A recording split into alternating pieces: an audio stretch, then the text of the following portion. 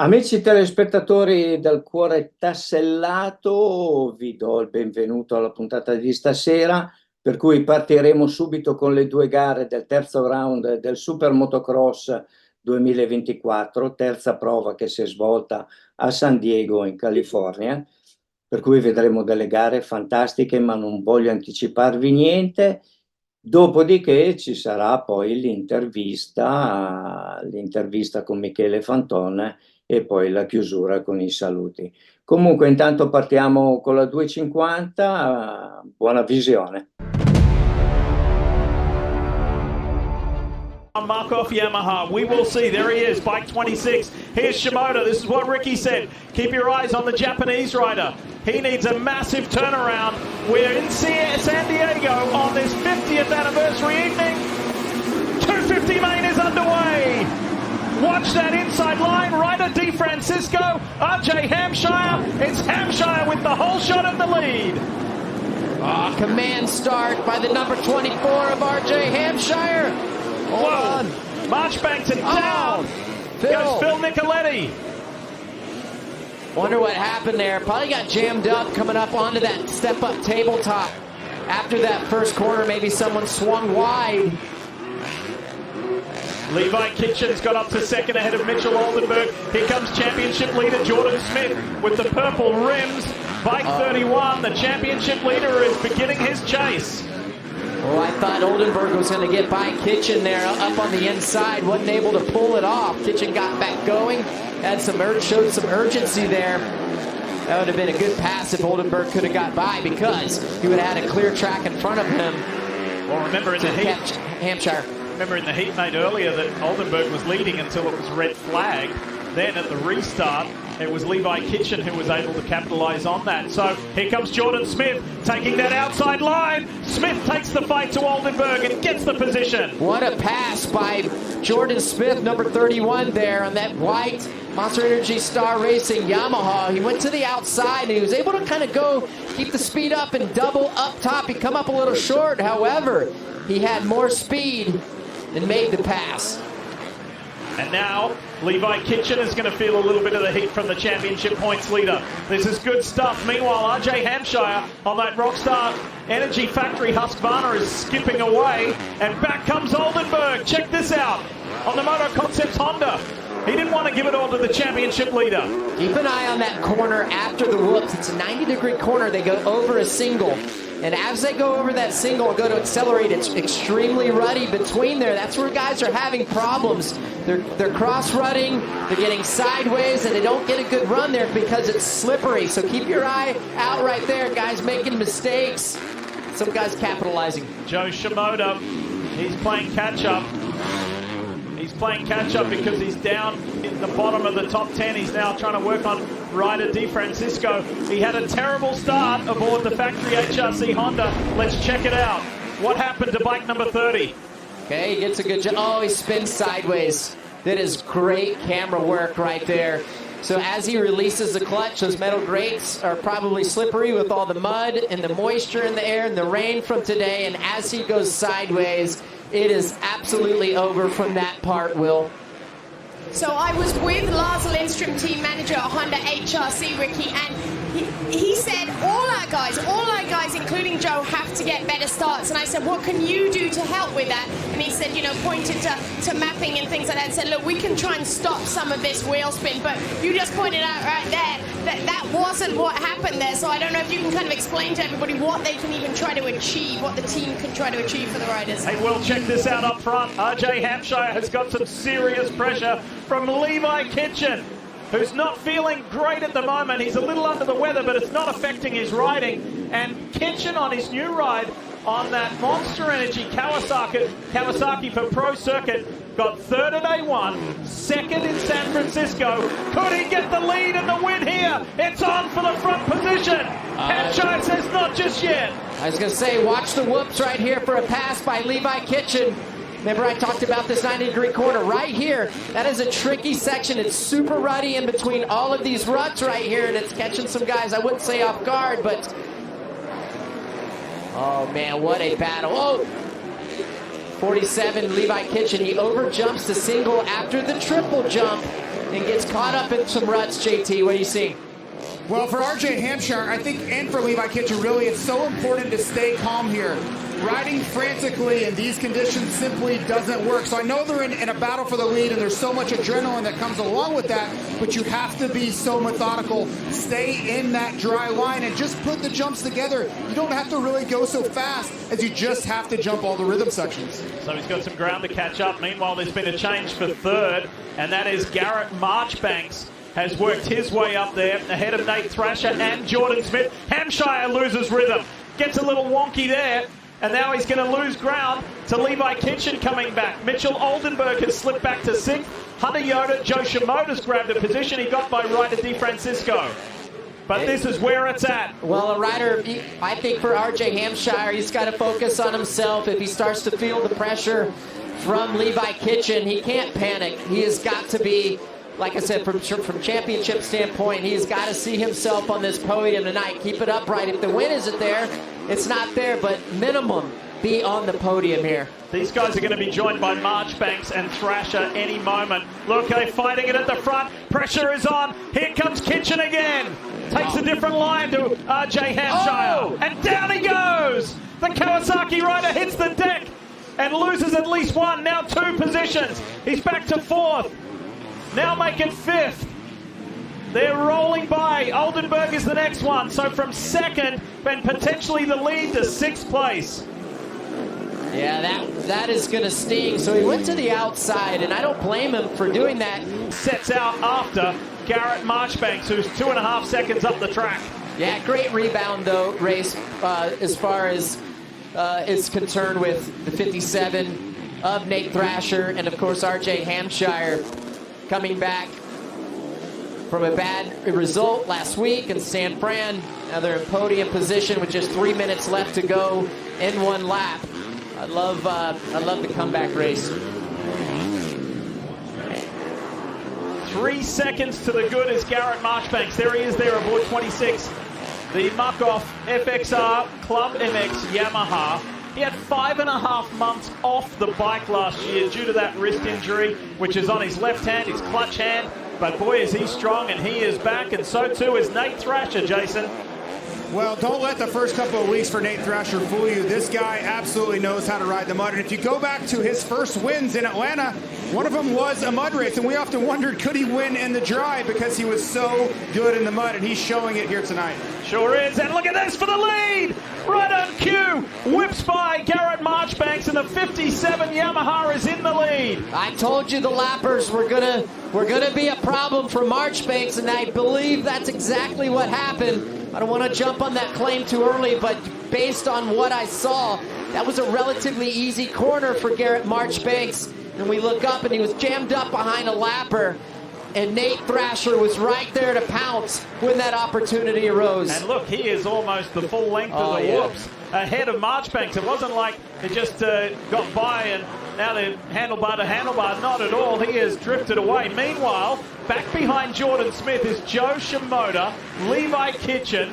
They're starting to scrap it out.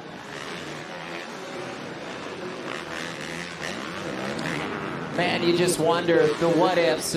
If Joe would have gotten a better start. Oh, yeah. If Kitchen wouldn't have fell down. That just shows you the parity in this 250 class between these guys. And this isn't, kind of going back to what Jason Thomas was talking about, this isn't a surprise for a guy like Nate Thrasher. He is plenty capable of winning races. He just, he had that wreck at the opening round in Anaheim. And, the rough go at it last weekend. So when you see him up here in the lead, he's done this multiple times. So don't be alarmed by this performance here tonight. All right, this will help Joe Shimoda a little bit. A top 5, it's not what he wants. He wants to be a championship contender and continue to win races for the factory Honda HRC squad. So he's 5th at the moment, trying to catch Jordan Smith, trying to keep Levi Kitchen at bay. Good ride, another top 10 from Mitchell Oldenburg. Ryder DeFrancisco, Hunter Yoda, and Tony Burden, the French rider, in the top 10 again. That'd be 3 top 10s in a row for the guy who is still learning.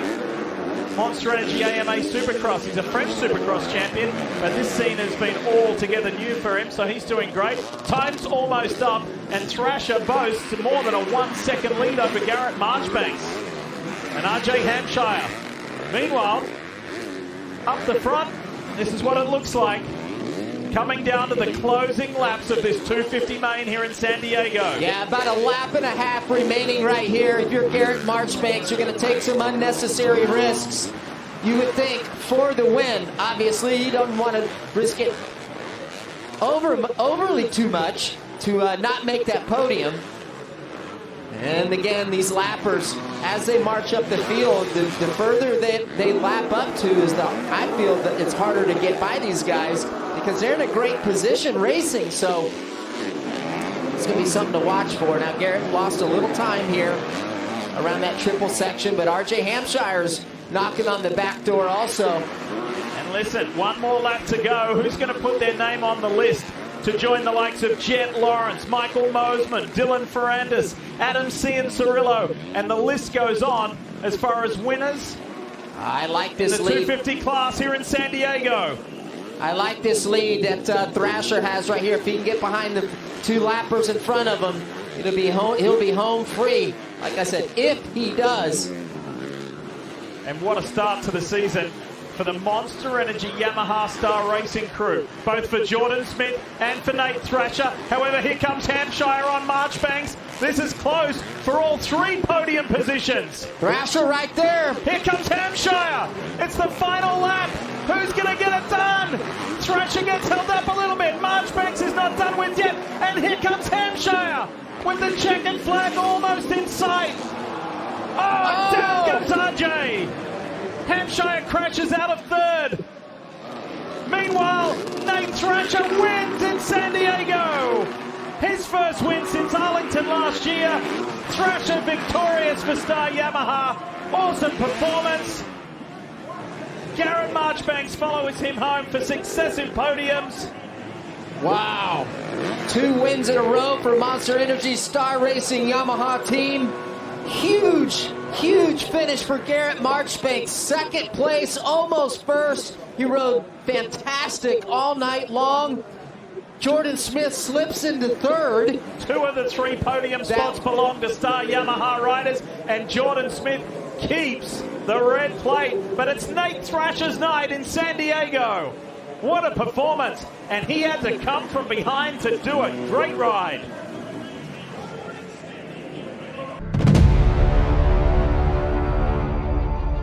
E dopo aver visto la 250 passiamo subito alla fantastica 450, per cui godetevela tutta e poi i commenti li faremo con Michele finita la gara. Hunter Lawrence aboard the 96, a Supercross and Motocross champion from last year, has had a rough start to his 450 career. He didn't make the main in Anaheim 1, and he sits 15th in the championship standings. What does tonight hold in store for him? And what about his little brother, Jet Lawrence? Got a blinder in the heat race only to come down in the whoops, and then came back with the second fastest lap of his heat. What can he produce here? It's 450 main in San Diego. Time to bring the action. Watch that inside line. Who's got it? Great start by Justin Cooper and Cooper Webb. Webb and Roxon is in there, and so too AP. Plessinger has a look on the inside. Oh, this is exciting. Plessinger in a perfect spot right here. Sexton's down with Stewart. Oh, man, this is going to be huge. Huge points loss for Chase Sexton right here. He has got to get up and get going ASAP. If not, it is game over. They better keep their eyes on number 7 here, though. You know who everybody should keep their eyes on? Justin Barsha is in the mix. The Troy Lee designed Red Bull Gas rider has rocketed into second behind Ken Roxon. Well, this is where Kenny Roxon really shines right here early in the races. He is so explosive. Early on, the first, 3 to 5 laps, he will just absolutely sprint, build as big of a gap as possible, and then just maintain. Ken Roxon leads the way over Justin Barsha, Aaron Plessinger, It's Suzuki, Gas, KTM, and then Yamaha, the star Yamaha man, and Justin Cooper and his teammate Cooper Webb. Then Jason Anderson, Christian Craig off to a decent start, and Dylan Ferrandis. And Chase Sexton, the championship leader, the San Francisco winner, is playing a massive game of catch-up. Oh. Eli Tomac is down with Christian Craig. Oh, his clutch is messed up. It's bent all the way to the top. Oh, and Cooper's down. He was running well in the top 5. Tough lap for the Monster Energy Star Racing Yamaha crew. Oh, man, look at this guy. I told you. And this is, if Barsha or Plessinger wants any shot at this win here tonight, they're going to have to turn it up, because if you give this man a big enough lead, he is so good at managing race leads. They're close. Oh, they're close. I like it. I like it. And Barsha is feeling a lot better health-wise than what he did last week in San Francisco when he was under the weather. Plessinger is looking threatening, but not so much as Barsha. Barsha and Roxon at the front. And Roxon may feel like this is the one that he was owed from Anaheim 1 when he started the season in such great shape, only to go down in the main event and fought his way back from the high teens to a 10th place finish. And we got a taste of Kenny, of how well he is riding this year in the heat race back at Anaheim, but going down on the first section there after the start at Anaheim, we haven't gotten to see in a main event what he can do. Certainly know he's capable of these type of rides. Well, let's take you back and show you the start as these guys sort it out. Plessinger is starting to mount a move on Barsha. Watch that bottom box though. Plessinger has a look over. Plessinger grabs second momentarily from Barsha, but makes it stick.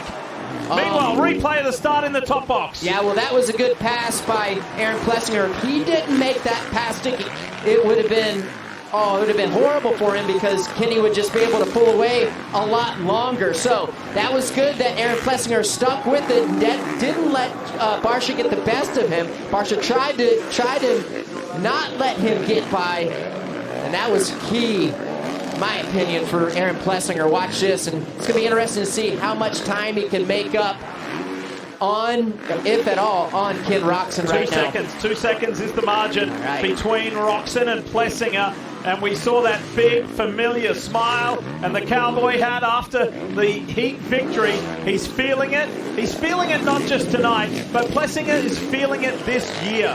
He had 2 weeks off in the off-season. Sexton is off track. And this is an eventful main for bike number 1. Malcolm Stewart is down again for the second time in this main event. But this guy is perhaps having the time of his 450 life. That's for sure in 2024. Yeah, he talked about it, about how he's comfortable on this motorcycle, and in the off-season he was able to put in a ton of laps and really just focus on his riding. He didn't have to test the bike all the time, and he could just get down to business and get down to work. You know what he did in the off-season? He studied a lot of video. He studied a lot of tape about his riding position, his ergonomics. Where were his knees? Where were his toes and heels? Where were his elbows? What was he doing with his body? How could he be more streamlined and more efficient? Well, I mean, I've been really impressed with Aaron Plessinger, and this isn't out of the ordinary. Malcolm Stewart has been a rough night. On a night that showed so much promise. He did so well in his heat race. But he went down in kind of similar style to what happened at Anaheim 1. By the way, A2 next week, first Triple Crown of the year. Looking forward to that. Ken Roxon has lost about 1/3 of a second to Aaron Plessinger. Actually make that more than half a second now. Yeah, I feel like if Aaron Plessinger can get a little bit closer, probably 5 or 6 more bike lengths closer to Ken Roxon, it will be game on. He gets close enough, he can see what Kenny is doing. Bright green leader lights either side of the front guard for Roxon. Shows the fans here in the stands who's leading, who is out in front. Meanwhile, behind these guys, Cooper Webb sits back in 4th. Then Jason Anderson, Dylan Ferrandis, Jet Lawrence in 7th playing catch-up. Then Noren, Hunter Lawrence, and Dean Wilson in the top 10. JT.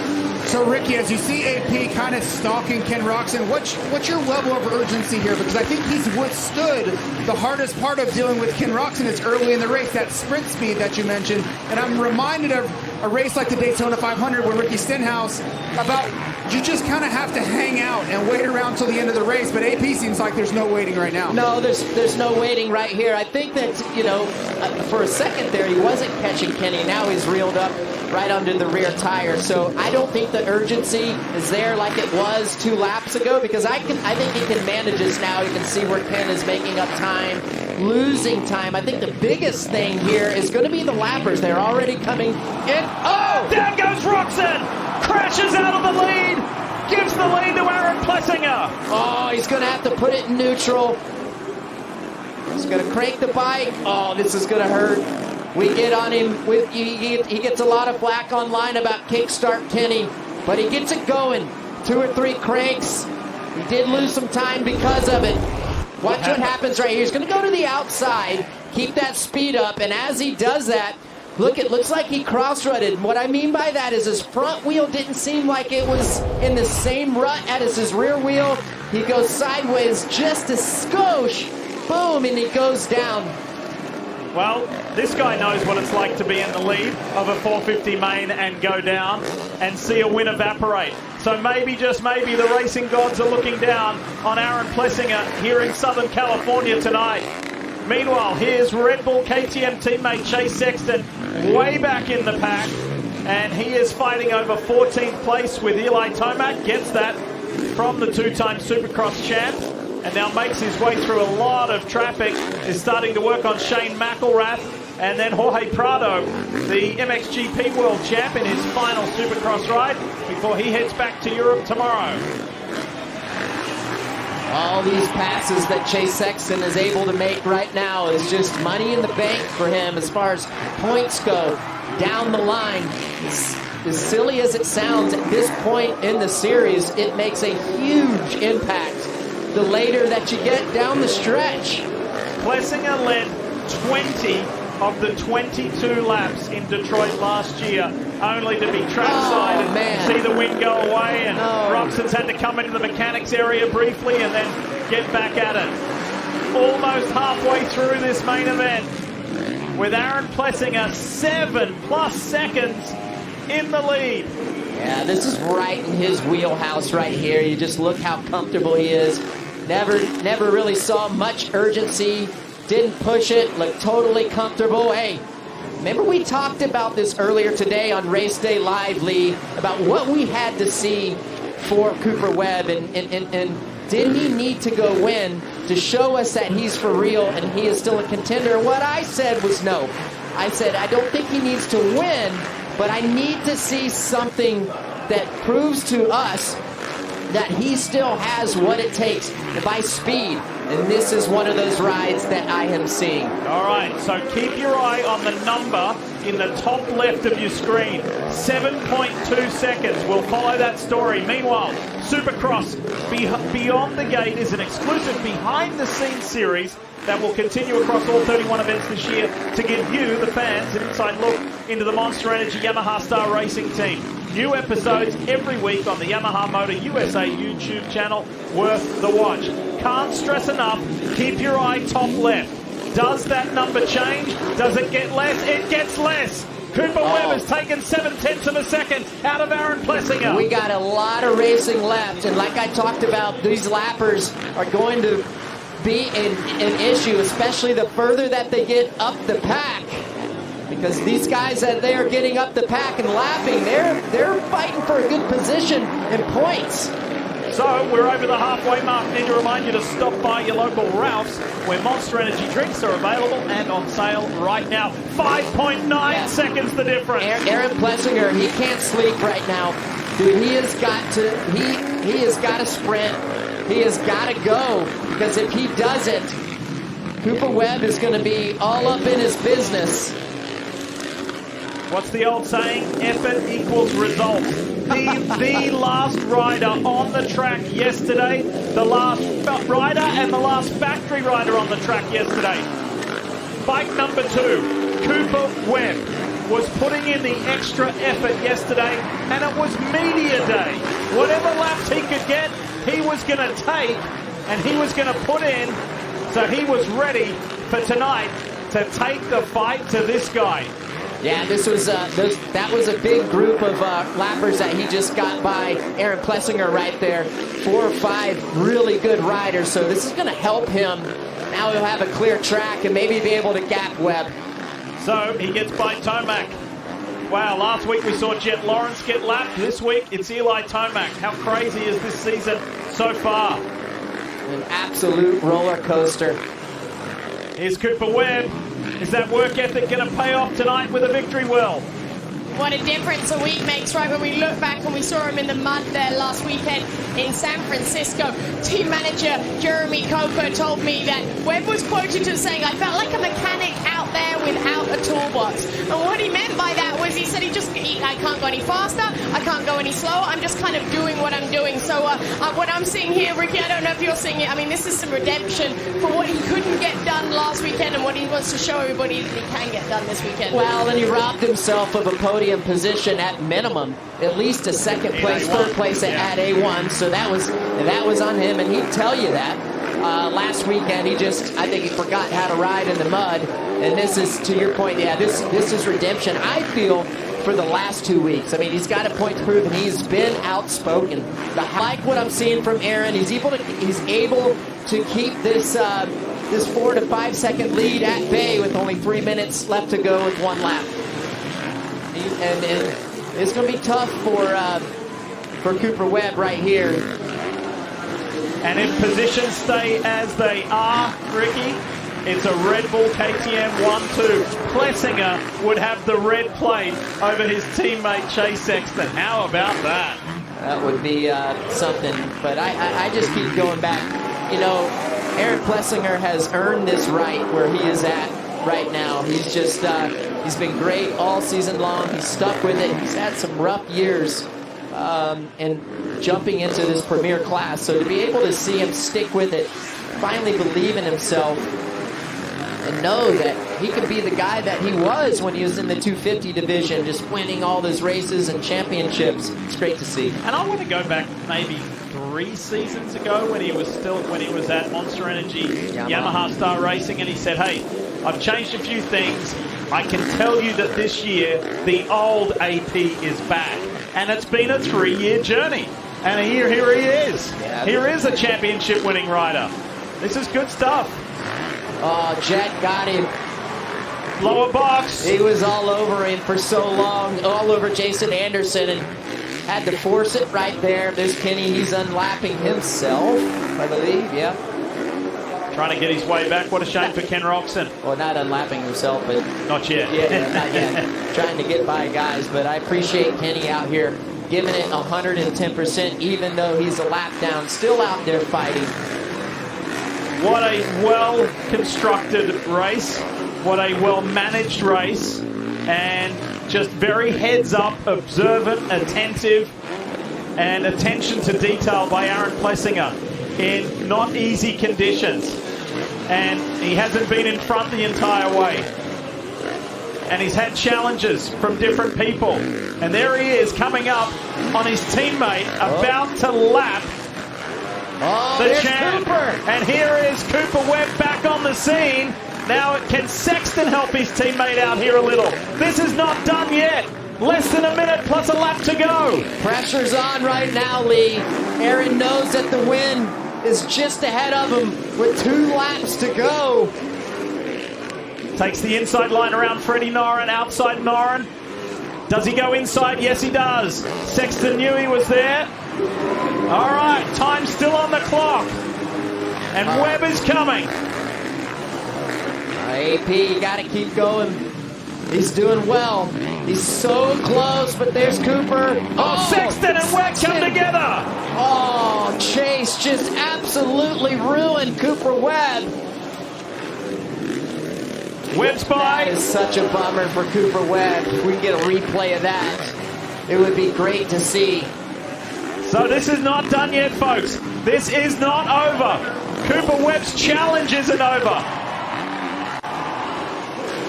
Inside 2 laps, next time by, Aaron Plessinger will see the white flag and be within 1 lap of victory. It would be his first in his 450 career. Remember, he got within a couple of laps in Detroit last year. 1 to go. 1 lap to go for Plessinger. He's got time on his side. He's got a buffer back to Webb now. I love it. That is plenty enough of a lead right now. Look forward. Make sure you hit all these ruts perfectly straight. And you are going to get it, my man. Leader lights on the forks, that green light, signifying he is the leader with 1 to go. And I'm going to tell you right now, if you are watching this race, you are going to want to listen to this man on the podium. This will be the first time that Aaron Plessinger not only wins a 450 main, it'll be the first time in his career that he holds the red plate. And you want to talk about a crowd favorite? You want to talk about a guy who gives the fans as much as the fans give him? He's already fist pumping. He's already thrilling. And Aaron Plessinger, you're a race winner. The cowboy rides high in California. Finally, AP has done it.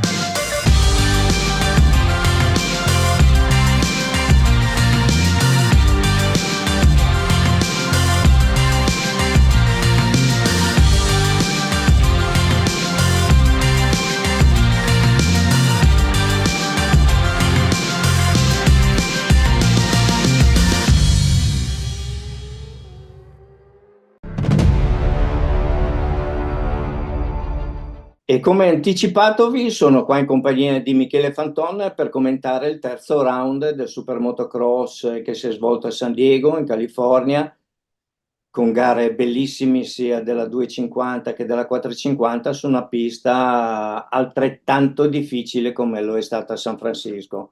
Ciao Michele. Ciao Adriano, ciao a tutti. Ciao. E niente, che cosa hai visto di bello nella 250, a parte i primi 3 con le Yamaha, per cui hanno riempito il podio, tutti dello stesso team, per cui... Quello che ho visto, naturalmente le condizioni della pista erano abbastanza inusuali, anomale e abbastanza impegnative per il fatto che è caduta la pioggia, poi fortunatamente per le main events ha smesso di piovere. La pista naturalmente era impegnativissima, non come il weekend scorso, però comunque con grandissimi canali, e per cui ha messo a dura prova ancora una volta tutti i piloti.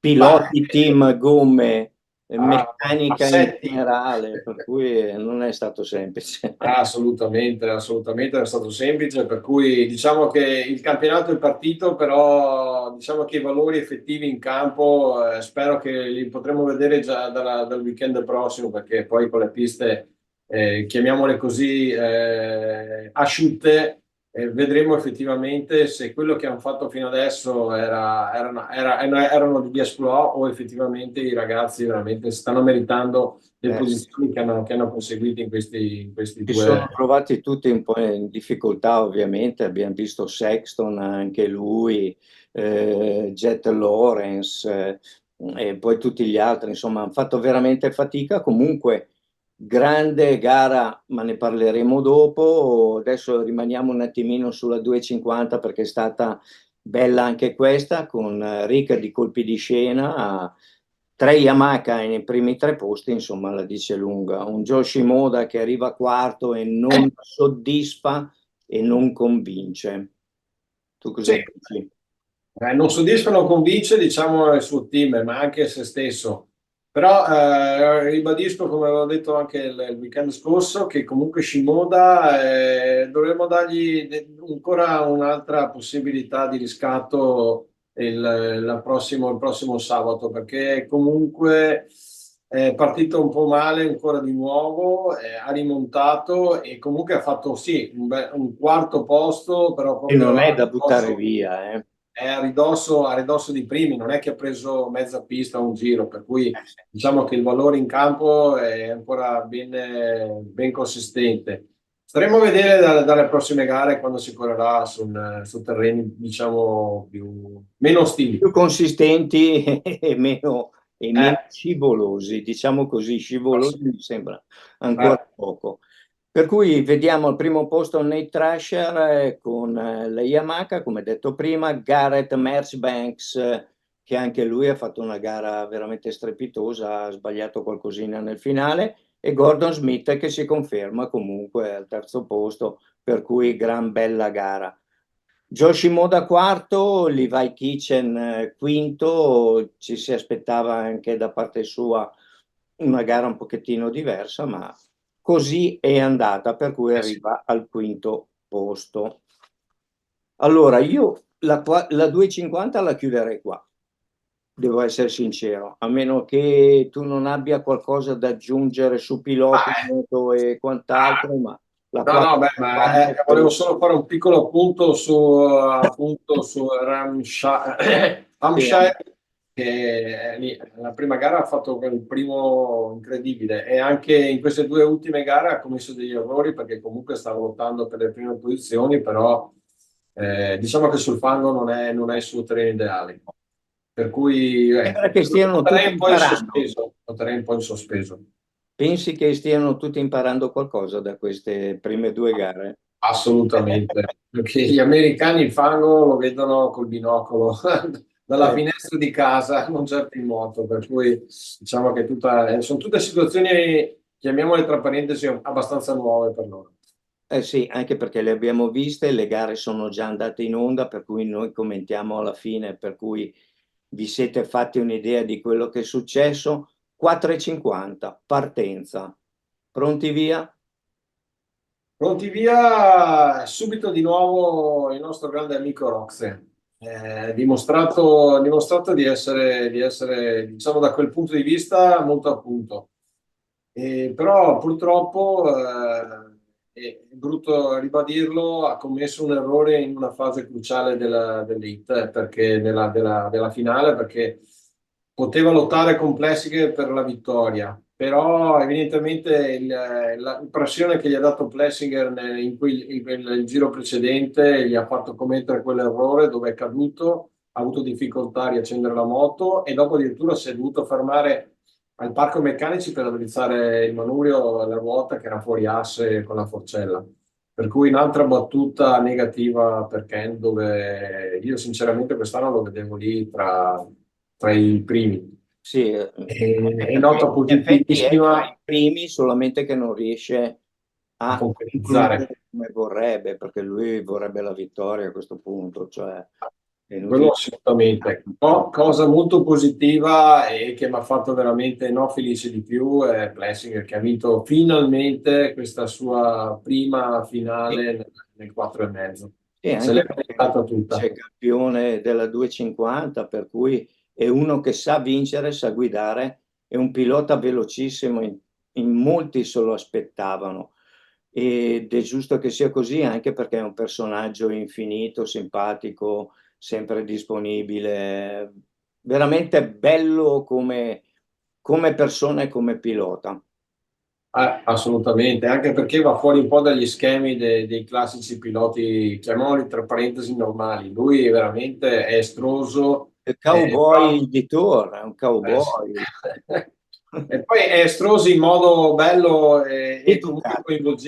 coinvolgente, perché comunque ci vogliono dei personaggi così, perché ravvivono l'ambiente e creano qualcosa di diverso che è ben accetto Creano soprattutto. anche un po' di tifo tra gli appassionati, no? C'è chi tiene Plessinger, c'è chi tiene Roxen, cioè si creano anche dei piccoli conflitti tra un pilota e l'altro, non tanto tra i piloti quanto tra gli appassionati.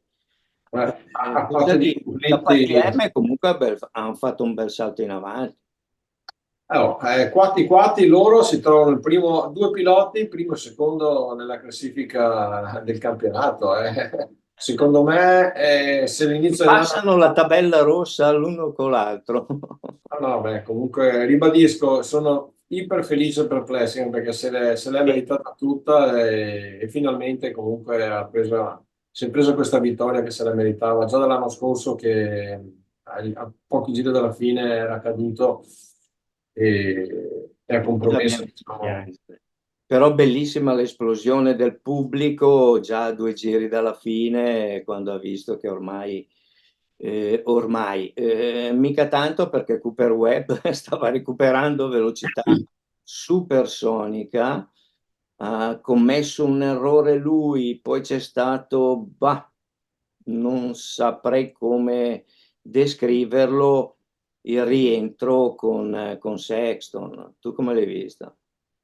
Sì, diciamo che involontariamente o volontariamente è difficile da riuscire a capire la situazione. Certo che Sexton lì evidentemente si è trovato dentro il canale, ha visto il suo compagno di squadra che stava vincendo, Cooper Webb che stava recuperando, gli ha fatto perdere quell'1 o 2 secondi che comunque gli hanno permesso di vincere tranquillamente. Sì. Non so se comunque Cooper Webb, anche senza diciamo il piccolo freno che ha fatto Sesto, se sarebbe riuscito a superare il Plessing, perché Il comunque erano tutti e Messinger due mi al sembrava limite. inarrivabile a quel punto, gestiva la gara ed era soprattutto spaventato nel commettere un piccolo errore che gli poteva compromettere poi la vittoria finale.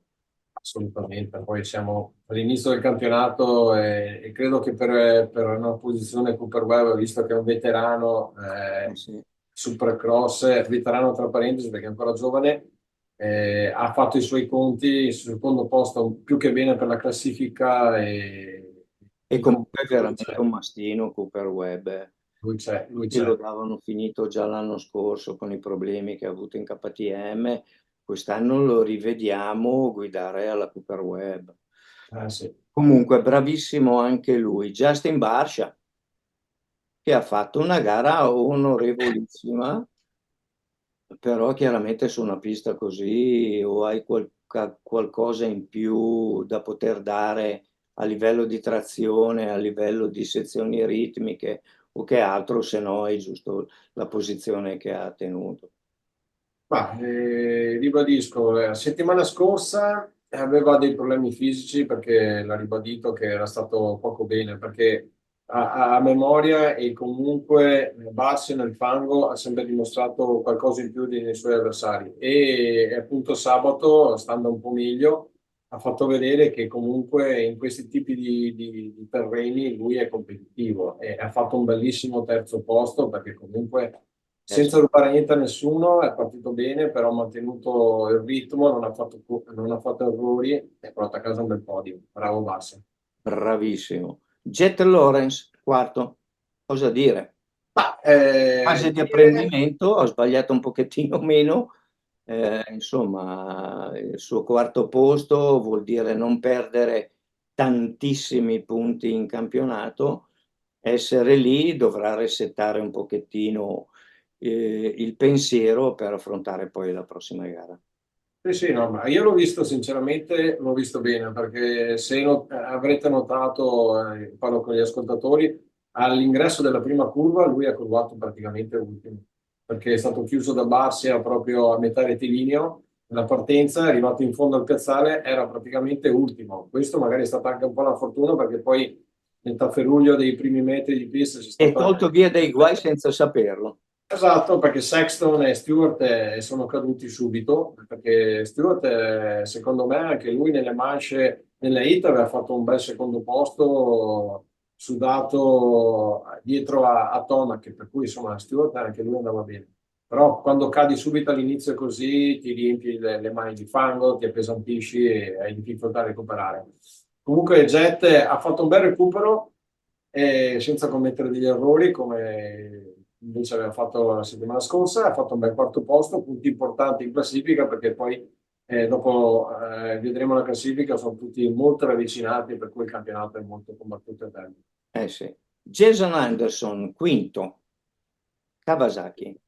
Jason Anderson, che poi sicuramente le immagini andranno a vedere, ha avuto un po' un battibecco poi anche con Jet Lawrence alla fine, perché evidentemente ci sono stati un po' di malumori durante la manche, che Jet aveva provato in diverse curve a superarlo. Giustamente Anderson chiudeva la traiettoria, ma evidentemente Jet non aveva gradito molto sta Sì, solo anche perché poi i piloti riescono probabilmente a capire anche se l'avversario ha un passo superiore al tuo. Molte volte è dannoso cercare di superare a tutti i costi quello che hai davanti e molte volte sarebbe buona cosa, ma è difficile dirlo, poi è ancora più difficile a farlo, quello di rimanere dietro e cercare di sfruttare la velocità di chi hai davanti. Questo è il mio pensiero. Ma, Dio, dai, sai, quando si è a una gara di questo livello, arrivi dietro a un avversario abbastanza facilmente, la prima tua idea è quello di cercare in tutti i modi di stargli davanti, di superarlo, anche perché Jet poi ha dimostrato che aveva un qualcosina in più. E comunque ha avuto difficoltà, infatti in più di qualche curva Anderson l'ha chiuso abbastanza in maniera, non dico pesante, però Capire che era sufficiente così. assolutamente. E poi ho visto delle immagini che quando sono arrivati, Jet ha avuto qualcosa da dire ad Anderson, si sono un po' così battibeccati un po', però dopo mi sembra che le cose si siano pianate abbastanza. Meno Jet male. si è scusato con Anderson del suo atteggiamento. Poi parleremo di un fatto tecnico di cui parlerò in modo approfondito poi settimana prossima. Sesto posto di Dylan Ferrandis che rimane costantemente nei primi 5, nei primi 10. Vabbè, Dylan, come avevi ribadito tu all'inizio del campionato, con questa Honda, secondo me ha ritrovato stimoli e ti ha dato voglia, e vuole dimostrare di nuovo che comunque non era un pilota finito. Lo sta dimostrando con questi buoni risultati, anche perché la classifica è molto corta Sì. e lui E è siamo solo parte alla dei terza piloti. gara, per cui Come? siamo solo alla terza gara con questi cambiamenti di piloti vittoriosi, sono tutti lì proprio. No, no, comunque Dylan, un'altra prova d'orgoglio, un'altra prova molto positiva e punti che porta a casa importantissimi per la classifica. Sì. Bravo. Il fratellone di Jet, Hunter, è arrivato settimo, ma anche lui lo vedo un pochettino in difficoltà. In questi terreni anche lui soffre, non esprime il suo potenziale. Direi che dovremmo aspettare ancora 2 o 3 garette per dare un giudizio su quello che può essere il potenziale di questo ragazzo, perché comunque l'anno scorso ha fatto vedere cose egregie, non è a livello del fratello, questo lo ribadiamo, e questo è abbastanza. Molti invece dicono che a livello di guida è meglio Hunter. Ma questo è Non lo so, il mio pensiero queste qua sono personale. voci che raccolgo poi in giro. Ecco. Questo è il mio pensiero personale. Secondo me il fratello, non sto dicendo che non vada forte, anzi, assolutamente, però credo che il fratello più giovane, tecnicamente, ma anche come mentalità e modo di affrontare le gare, abbia qualcosina di più. Sì. Comunque speriamo che invece nelle prossime gare staremo qua a commentare che è il contrario. Lo spero molto. Come sempre diciamo anche tra di noi, in amicizia vinca il migliore, vinca il più veloce Assolutamente. e quant'altro. Per cui la classifica è Aaron Plessinger alla tabella rossa, per cui chissà che festone avrà fatto. Chase Sexton secondo e Jet Lawrence terzo, per cui c'è tanto ancora da vedere e da commentare. No, ti anticipavo una cosa perché sta arrivando sempre di più tecnologia elettronica dalle MotoGP alle moto da cross. Sì, Per sì, beh, cui questo. ho visto dei particolari sulla Kawasaki di Henderson che quando l'ho vista ho detto, boh, ahia, stiamo andando veramente a livelli. Ma commenterò la prossima volta che porterò le fotografie e spiegherò che cos'è quel bagaglio che ha sulla moto e a che cosa serve. Comunque cose incredibili, veramente stanno lavorando tanto, anche perché tutto questo vuol dire che le case sono veramente impegnate in questo campionato. Pubblico ce n'era quasi 43.000 perché nello stadio ne tiene 41.000 e 500 circa, per cui anche lì pienone con il brutto tempo, mi piace sottolineare. Un sold out anche questa gara. Eh sì, poi non so se hai visto la presentazione della nuova Honda, No, non ho ancora avuto modo non l'hai vista? di No, era apprezzare. quella col marchio Ducati, no, questa qua è una battuta, dai. Sì, Sono veramente cattivo. sono stato un po' al gioco. Sono un E po' cattivo perché Ducati è dentro il mio cuore per ovvi motivi, per motivi, per i trascorsi che ho avuto nella velocità e quant'altro, per cui la porto nel cuore. Però sono rimasto un po' così quando ho visto la moto definitiva. un po' basito. Beh, E cosa là, dire? poi Io andrà fortissimo, di questo non ho dubbi, però bah, un qualcosa di diverso magari. Il mio pensiero personale è il fatto che comunque una casa come la Ducati e si vuole presentare dentro al cancelletto in un campionato comunque importantissimo senza avere un briciolo di esperienza nel settore del fuoristrada. Naturalmente si è guardato intorno e ha cercato di vedere quella che secondo loro era la moto più competitiva e da lì hanno cercato di trarre, di fare No, ma qualcosa quello appunto lì, di chiaramente, simile, tutte le però case. raccogliere le cose migliori, ecco. Bene, Però per cui speriamo che Ducati porti la bandiera italiana sul pennone più alto del podio. Intanto noi ci salutiamo. Abbiamo visto delle gare bellissime anche questa volta. Mi raccomando, seguiteci anche sui nostri canali social, oltre che in televisione, ovviamente www.motocrossmypassion.it e Motocross My Passion TV per quanto riguarda il canale YouTube. Io e Michele ormai siamo una coppia, allora una coppia nel senso televisiva e diciamolo basta. perché sai, Infatti facciamo a distanza le interviste. mancherebbe Intanto scherzo. ti ringrazio Michele e ci vediamo sicuramente settimana prossima e speriamo di vedere sempre gare combattutissime come abbiamo visto fino ad oggi. Intanto ti saluto, saluta gli amici a casa che ci seguono.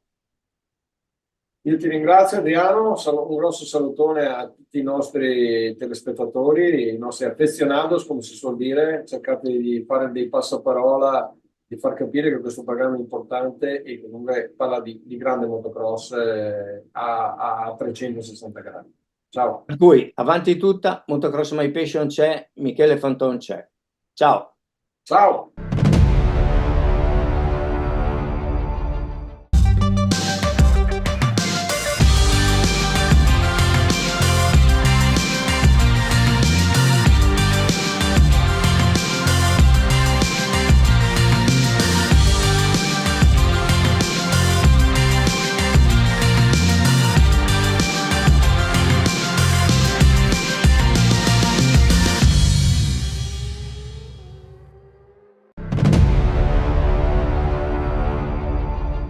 E siamo arrivati a fine puntata, spero che vi sia piaciuta, mi raccomando seguiteci il più possibile, fate il passaparola che ci serve tantissimo per far crescere sia il canale e sia gli appassionati che non sono proprio appassionati di motocross, ma che si avvicinano a questo meraviglioso sport.